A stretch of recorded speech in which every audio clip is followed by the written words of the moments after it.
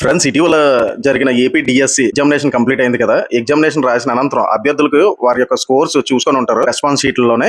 అలానే అభ్యర్థులకు వచ్చిన స్కోర్లు బట్టి చూసుకుంటే అలానే మనం ఇంకా ఈ ఎగ్జామినేషన్ సంబంధించి నార్మలైజేషన్ చేస్తారంటున్నారు అనమాట. ఇప్పుడు నార్మలైజేషన్ చేసినప్పుడు కొందరికి హైయెస్ట్ అంటే ఒక షిఫ్ట్ వైజ్ గా ఎగ్జామినేషన్ జరిగినప్పుడు కొన్ని షిఫ్ట్లకి ఎగ్జామ్ అనేది వాళ్ళ యొక్క పేపర్ స్టాండర్డ్స్ అనేది ఈజీగా ఉండొచ్చు, కొందరికి టఫ్ గా ఉండొచ్చు అనమాట. ఇలా జరిగినప్పుడు ఏమవుతుందంటే నార్మలైజేషన్ చేస్తారనమాట.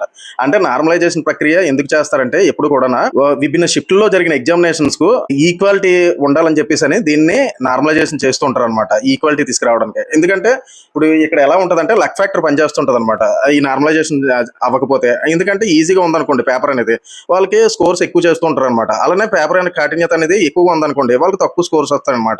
ఇలాంటప్పుడు నార్మలైజేషన్ చేయకుండా రిజల్ట్ అనేది ఇచ్చారంటే అప్పుడు లక్ ఫ్యాక్టర్ మీద ఎవరికైతే ఈజీగా వచ్చిందో పేపర్ వాళ్ళకి జాబ్ వచ్చే అవకాశం ఎక్కువ ఉంటది అనమాట. అందువల్ల ఈ ఏదైతే ఉన్నదో ఈ సారూప్యతని ఈక్వాలిటీ చేయడానికి మనం నార్మలైజేషన్ చేస్తూ ఉంటారు అనమాట. అంటే షిఫ్ట్ ఇంకోటి ఏంటి ప్రభావితం చేస్తుంది అంటే పోస్టుల సంఖ్య. గతంలో చూసుకునేటప్పుడు ఈ నోటిఫికేషన్ లో ఉన్నది పోస్టుల సంఖ్య ఆల్మోస్ట్ డబుల్ ఉందన్నమాట, అంటే డబుల్ కంటే కాస్త ఎక్కువ ఉన్నాయన్నమాట. ఇలా చూసుకునేటప్పుడు మరి పేపర్ యొక్క స్టాండర్డ్ కూడా ప్రభావితం చేస్తూ ఉంటుంది కట్ ఆఫ్ లో చూసుకునేటప్పుడు అనమాట. అంటే పేపర్ యొక్క స్టాండర్డ్ అనేది ఈజీగా ఉంటే కట్ ఆఫ్ అనేది ఎక్కువ ఉంటుంది, అలాగే పేపర్ యొక్క కాఠిన్యత అనేది తక్కువగా ఉంటే కట్ ఆఫ్ అనేది తక్కువగానే ఉంటుంది అనమాట. అలాగే ఇంకో విషయం చూసుకుంటే మనకి ఇందులో కాంపిటీషన్ అనమాట. అంటే అభ్యర్థుల యొక్క కాంపిటీషన్ చూసుకుంటే అంటే ఒక ఎగ్జామినేషన్ ఎప్పుడైనా లార్జ్ స్కేల్లోనే ఎగ్జామినేషన్ జరుగుతున్నప్పుడు, అంటే పోస్టుల సంఖ్య ఎక్కువ ఉంటూ ఎగ్జామినేషన్ జరుగుతున్నప్పుడు చాలా మంది అప్లై చేసేస్తుంటారు అనమాట. అంటే ఒక అపోహ ఏంటంటే ఎక్కువ పోస్టులు ఉన్నాయి కదా, మనం అప్లై చేస్తే ఏదో గాల్లోనే కొట్టి వచ్చేలే పోస్ట్ అనుకుంటారు. అలాగా ఆ విధంగా అంటే సిన్సియర్ గా ప్రిపేర్ అవ్వని ఆస్పిరెంట్లతో పాటు అలానే సిన్సియర్ గా ప్రిపేర్ అయ్యే వాళ్ళు ఇలా వివిధ లార్జ్ నోటిఫికేషన్ వచ్చేటప్పుడు ఎక్కువ మంది అప్లై చేస్తారు అనమాట. దానివల్ల అప్లికేషన్లు ఎక్కువ వచ్చేస్తాయి అనమాట. ఈ విధంగా చూసుకునేటప్పుడు ఇందులోనే సిన్సియర్ గా ప్రిపేర్ అయ్యే ఆస్పిరెంట్స్ చూసుకుంటే మనం దాదాపు ఈ ఎగ్జామినేషన్ లో చూసుకున్న ఏపీఎస్సీ కానివ్వండి, పోలీస్ కానిస్టేబుల్ కానివ్వండి, లేదా డిఎస్సీ కానివ్వండి, ఇలాంటప్పుడు చూసుకునేటప్పుడు టాప్ 10 to 20% సీరియస్ గా ప్రిపేర్ అయ్యే ఆస్పిరెంట్స్ ఉంటారు అనమాట.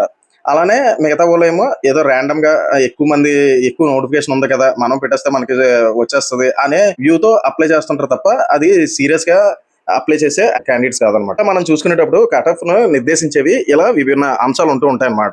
అయితే నేను గతంలోని ఏపీఎస్సీ గ్రూప్ కి సంబంధించి మొన్న రీసెంట్ గా జరిగిన దాంట్లో కట్ ఆఫ్ గురించి ఎక్స్పెక్టెడ్ కట్ ఆఫ్ చెప్పాను, ఎందుకంటే వివిధ కోణంలో నుంచి విశ్లేషించి చేశాను అనమాట. నేను ఆల్రెడీ 3 గవర్నమెంట్ జాబులు కొట్టాను, ప్రెసెంట్ గ్రూప్ 2 సర్వీస్ లో ఉన్నాను అనమాట. అయితే దీన్ని చూసుకుంటే నాకున్న ఎక్స్పీరియన్స్ బట్టి నేను గ్రూప్ 2 కానివ్వండి, పోలీస్ కానిస్టేబుల్ కానివ్వండి, ఇలాగే గతంలో జరిగిన కొన్ని నోటిఫికేషన్ లోనే ఎక్స్పెక్టెడ్ కట్ ఆఫ్లు చెప్పాను. గ్రూప్ 2 నియర్ గా రీసెంట్ చూసుకుంటే ఏపీఎస్సీ గ్రూప్ 2 కట్ ఆఫ్ చెప్పాను, కావాలంటే చూసుకోండి. యాక్యురేట్ గానే నేను చెప్పినట్టు వచ్చిందనమాట. అప్పుడు నేను కట్ ఆఫ్ చెప్పినప్పుడు చాలా మంది విమర్శించారు ఇంత ఎందుకు ఉంటుందని. ఆల్మోస్ట్ రిజల్ట్ వచ్చినప్పుడు తెలిసిందనమాట. ఎందుకంటే గతంలో 2-3 నోటిఫికేషన్ రాసిన ఎక్స్పీరియన్స్ ఉంది, వివిధ నోటిఫికేషన్ రాసిన ఎక్స్పీరియన్స్ ఉంది. దీన్ని బట్టి నేను కట్ ఆఫ్ అనేది కొంత యాక్యురేట్ గా ఇవ్వగలను అనమాట. అయితే ఇప్పుడు రీసెంట్ గా మనం కట్ ఆఫ్ చెప్పేటప్పుడు కూడా పోస్టుల సంఖ్య, అలానే కాంపిటీషన్, నార్మలైజేషన్ ఇలాగే విభిన్న అంశాలను పరిగణలో తీసుకొని ప్రీవియస్ నోటిఫికేషన్ లోనే ఉన్న పోస్టుల సంఖ్య, అప్పుడు సెలక్షన్ లిస్ట్ చెక్ చేస్తే అప్పట్లోనే ఎన్ని మార్కులకి జాబ్లు వచ్చినాయి ఇలా చూసుకుంటే ఇలాగా వివిధ అంశాలనే విశ్లేషిస్తూ ఇప్పుడు కట్ ఆఫ్ చెప్తున్నాను అనమాట.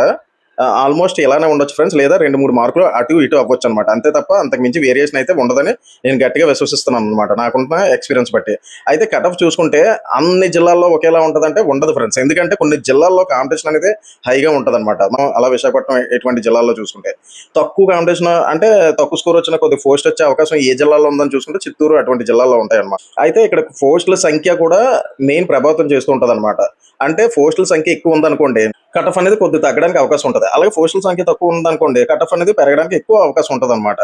అలా ఈ కట్ ఆఫ్ లో చూసుకునేటప్పుడు ఇలాగే ఈ అంశాలు కూడా తీవ్ర ప్రభావితం చేస్తూ ఉంటాయి అనమాట. అయితే మనం ఇప్పుడు చెప్పేది నేను ఓవరాల్ గా చెప్తున్నాను ఫ్రెండ్స్, ఎంత స్కోర్ అయితే సేఫ్ స్కోర్ అనేది. ఇది మీకు నచ్చినట్లయితే కింద కామెంట్ సెక్షన్ లో మెన్షన్ చేయండి, అప్పుడు డిస్ట్రిక్ట్ వైజ్ గా కూడా పెడతాను అనమాట. అయితే దీన్ని చూసుకునేటప్పుడు ఎందుకంటే కట్ ఆఫ్ ఎప్పుడు కూడా వివిధ డిస్ట్రిక్ట్లో పోస్టుల సంఖ్య బట్టి పెరుగుతూ ఉంటది అనమాట. అందువల్ల నేను ఇప్పుడు చెప్పేది ఏంటంటే ఒక ర్యాండమ్ గా అంటే ఇంత స్కోర్ వస్తే సేఫ్ స్కోర్ అని లాస్ట్ గత నోటిఫికేషన్ లో ఉన్న పేపర్ స్టాండర్డ్స్, అలా గత నోటిఫికేషన్ లో ఉన్న పోస్టుల సంఖ్య, అలా గత నోటిఫికేషన్ లో వచ్చిన మార్క్స్, ఏ మార్క్స్ అయితే జాబ్ వచ్చిందో చూసుకుంటే ఆ విధంగా ఇలాంటివన్నీ క్యాల్కులేషన్ చేసి ఈ విధంగా ఇప్పుడు ఎక్స్పెక్టెడ్ కట్ ఆఫ్ చెప్తున్నాను ఫ్రెండ్స్. ఆల్మోస్ట్ ఇంతకంట నియర్గా ఉండకపోవచ్చు అనమాట. అదే ఇంతకంట ఎక్కువ ఉండకపోవచ్చు, అలాగే మరీ వేరియేషన్ ఉండదు. మాక్సిమం 2-3 మార్కులు అటు ఇటుగానే అనమాట. కొందరు ఏం చెప్తున్నారంటే 85 మార్కులు ఉంటాయి, 90 మార్కులు ఉంటాయంటే ఇట్టి పరిస్థితుల్లో అలా ఉండదు అనమాట. ఎందుకంటే గత నోటిఫికేషన్ లో చూసుకుంటే టాపరే దగ్గర దగ్గర 87, 88 ఆ రేంజ్ లో ఉన్నారనమాట. ఆ తర్వాత చూసినప్పుడు చాలా జిల్లాల్లోనే ఎంతవరకు పోస్ట్ వచ్చిందంటే 75 మార్క్స్ వరకు వచ్చిందనమాట. 75 స్కోర్ అయితే ఎవరైతే చేశారో వాళ్ళకైతే పోస్టులు వచ్చినాయి. అప్పుడు నోటిఫికేషన్ సంఖ్య చూసుకుంటే తక్కువ అనమాట. అయితే ఇప్పుడు చూసుకుంటే ఎక్కువ అనమాట పోస్టుల సంఖ్య అనేది. అలానే మరి అలాగా చూసుకుంటే ఈ మరీ వేరియేషన్ ఎక్కువ ఉంటుందా, డబుల్ పోస్టులు ఉన్నాయని చూసుకుంటే ఇక్కడ డిఎస్సిలోకి వచ్చేటప్పుడు మనం చూసుకోవాల్సింది అభ్యర్థులు ఎప్పుడు కూడా ఇక్కడ హైలీ కాంపిటీషన్ ఉంటుంది అనమాట.